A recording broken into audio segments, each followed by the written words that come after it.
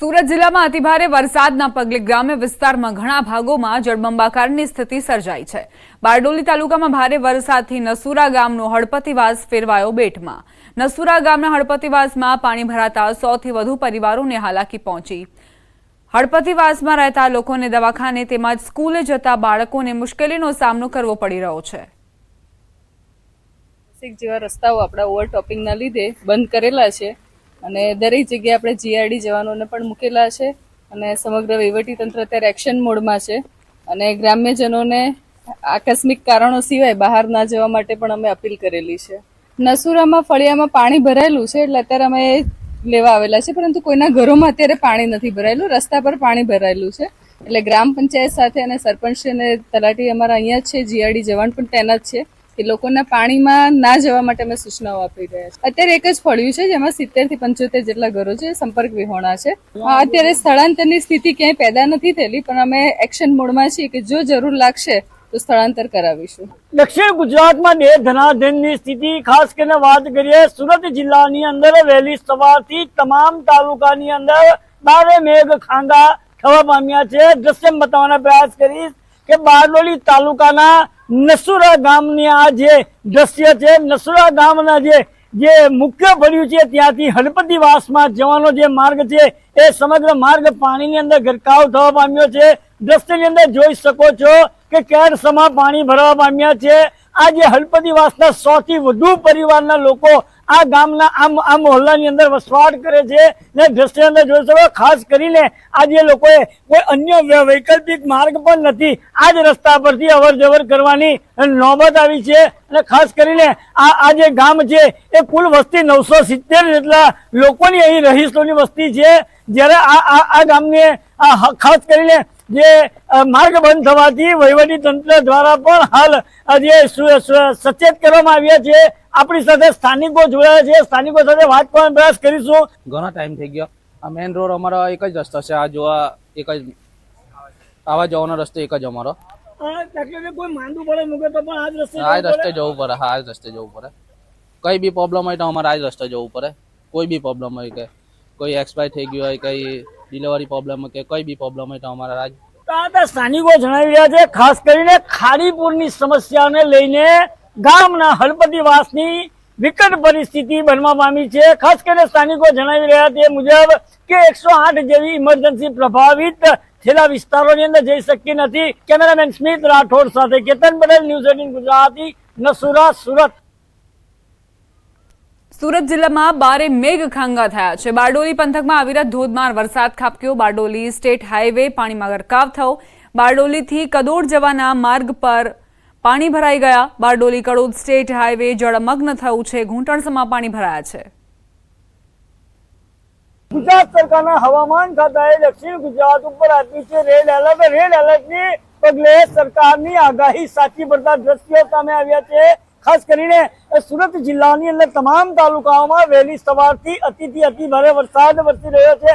આ દ્રશ્યો જે તમે જોઈ રહ્યા છે બારડોલીથી કડોદ માર્ગ જવાનો સ્ટેટ હાઈવે છે, એ સ્ટેટ હાઈવે હાલ પાણીમાં ગરકાવ થવા પામ્યો છે।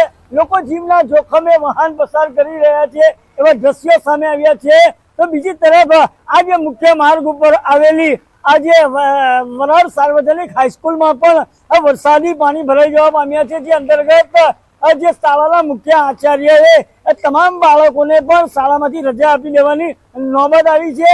અને ખાસ કરીને આ જે સ્ટેટ હાઈવે પાણીમાં ગરકાવ થતા જે માર્ગ મકાન ખાતાના અધિકારી નિરાલી રાઠોડ પણ એસી ખુરશીમાં બેસીને ખાલી ફરમાન કરે છે। ક્યાંક ને ક્યાંક જયારે કોઈ ઘટના કે કોઈ જગ્યાએ પાણી ભરાતા હોય છે એવા સમય દરમિયાન કોઈ પણ જાતની ઘટનાનું નિરીક્ષણ કે પાણી ભરાયા છે એનું નિરીક્ષણ પણ કરવા આવતા નથી। આપણી સાથે એના સ્થાનિક જોયા છે, તેની સાથે વાતો કરવાનો પ્રયાસ કરીશું। જી, તમારું નામ અને આ વરસાદી પાણી ભરાવાનું કારણ શું હોઈ શકે છે? ગેરકાયદેસર દબાણ કે ખાડી પર પૂરા, શું કહેશું? મારું નામ જીતેન્દ્રભાઈ છે, હું સ્થાનિક આગેવાન છું। હવે આની અંદર એકચ્યુઅલી જોવા જ્યારે ઉપરવાસમાં જો વરસાદ પડે એના લીધે દર વર્ષે આ પ્રોબ્લેમ છે। દર વર્ષે પાણી ઉપરવાસમાં જે વરસાદ પડે એના લીધે આવે છે અને અહીં ભરાવો થાય છે અને બાજુમાં સ્કૂલ છે, સ્કૂલમાં બી પાણી ભરાઈ જાય છે અને બાજુમાં આગળ જો મળે જાય તો આગળ હળપતિવાસ છે એની અંદર બી પાણી ભરાઈ જાય। એનું કારણ છે કે ઉપરવાસનું સિંગોડ, અકોટી, બામણી એ બધાનું જે ગામનું જે પાણી આવે, જે વરસાદ પડે, 2 દિવસથી વરસાદ પડે છે, તો એનું બધું જ પાણી નીચાણવાળા વિસ્તારમાં છે, ને એ પાણી અહીં ભરાવો થાય છે, એના લીધે વધારે પડતું પાણી અહીં ભરાય છે. તો આ તો સ્થાનિક જણાવી રહ્યા છે કે ઉપરવાસમાં વરસાદ અને ખાડી પૂરના કારણે હાલ સ્થિતિ બેકાબુ થવા પામી છે અને સ્ટેટ હાઈવે પાણીમાં ગરકાવ થતા વાહન ચાલકોને હાલાકી વેઠવાનો વારો આવી રહ્યો છે. કેમેરામેન સ્મિત રાઠોડ સાથે કેતન પટેલ, ન્યૂઝ 18 ગુજરાતી, બારડોલી. સુરતના કીમ 4 રસ્તાથી માંડવી રાજ્ય ધોરી માર્ગ પર ભરાયા પાણી. તડકેશ્વર નજીક પાણી ભરાતા લોકોને હાલાકી પડી. રાજ્ય ધોરી માર્ગ પર પાણી ભરાતા વાહન ચાલકો પરેશાન થયા. તડકેશ્વર ગામ 6 થી 7 હજાર વસ્તી ધરાવતું ગામ છે અને પાણી ભરાતા લોકોને હાલાકી પડી. માંગરોળના કીમ 4 રસ્તા પર પાણી ભરાયા. કીમ 4 રસ્તાથી માંડવી રાજ્ય ધોરી માર્ગ પર વરસાદી પાણીનો જમાવડો. પાણી ભરાતા વાહન ચાલકોને હાલાકી પડી. બાજુમાં આવેલ દુકાનોમાં પણ પાણી ઘૂસ્યા. દર વર્ષે પાણી ભરાવાની સમસ્યાથી લોકો ત્રસ્ત બન્યા છે. માર્ગ અને મકાન વિભાગ દ્વારા કોઈ કામગીરી નથી કરાતી. ગટર ઉપર કેટલીક દુકાનો હોવાથી સાફ સફાઈ નથી થઈ શકતી. સુરત જિલ્લાના તમામ તાલુકામાં ભારેથી અતિભારે વરસાદી માહોલ છવાયો છે. જિલ્લાના બારડોલી તાલુકાના ગ્રામ્ય વિસ્તારોમાં ભારે વરસાદથી સ્ટેટ હાઈવે પાણીમાં ગરકાવ થયો. વાહન ચાલકો જીવના જોખમે હાઈવે પરથી પસાર થવા મજબૂર બન્યા. હાઈવે પર પાણી ભરાવા છતાં માર્ગ મકાન ખાતાએ કોઈ પણ જાતનું દિશા સૂચક બોર્ડ નથી મૂક્યું. માર્ગ મકાન ખાતાના અધિકારીઓ ઘોર નિંદ્રામાં હોય તેવું સ્પષ્ટ જણાઈ આવ્યું.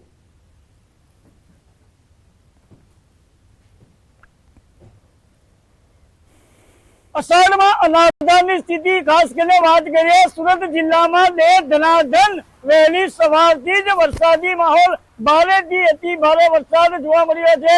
દ્રશ્ય બતાવવાનો પ્રયાસ કરીશ કે બારડોલીથી મોટા જવાનો જે માર્ગ છે, નાગેશ્વર મંદિર પાસે હાલ સ્ટેટ હાઈવે ઉપર વરસાદી પાણી ફરી વળતા આ જે સ્ટેટ હાઈવે છે પાણીમાં ગરકાવ થવા પામ્યો છે.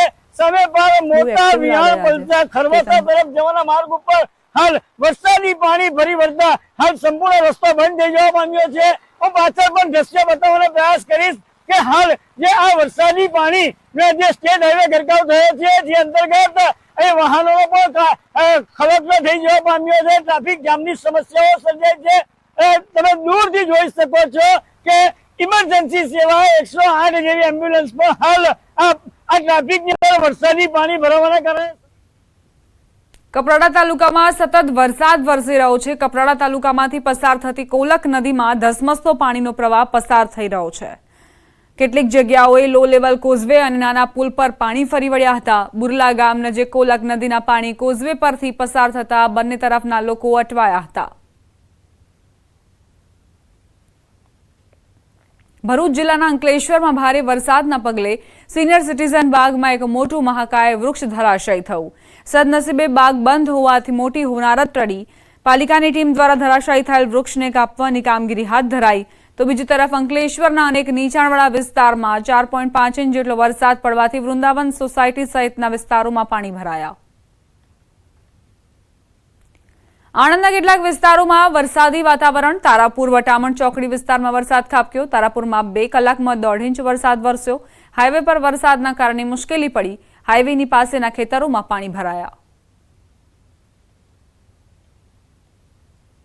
સમાચાર જૂનાગઢથી ધસમસતા પાણી વચ્ચે માતા અને બાળકનું રેસ્ક્યુ કરાયું. માતાને ખાટલા પર બેસાડી પોલીસે રેસ્ક્યુ કર્યું. 7 દિવસના બાળક તેમજ તેની માતાનું રેસ્ક્યુ કરાયું.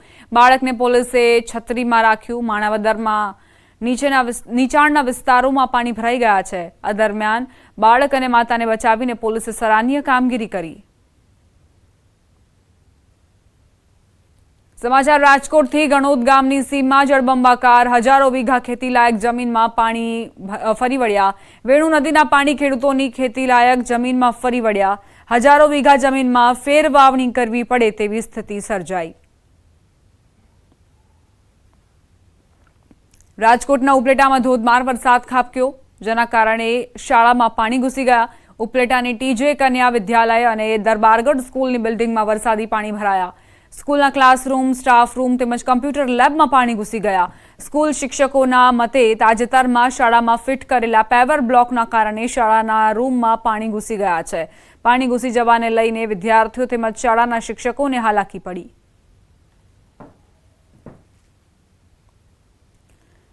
રાજકોટના ગણોદ પાટિયા પાસે પહોંચી ન્યૂઝ 18 ગુજરાતીની ટીમ ગણોદ ગામના વિદ્યાર્થીઓ ઉપલેટા અભ્યાસ કરવા ગયા હતા અને ઉપલેટાથી બાળકોને ગણોદ ગામ સુધી પહોંચાડવા માટે વાલીઓ ટ્રેક્ટર લઈને પહોંચ્યા. ટ્રેક્ટરના માધ્યમથી બાળકોને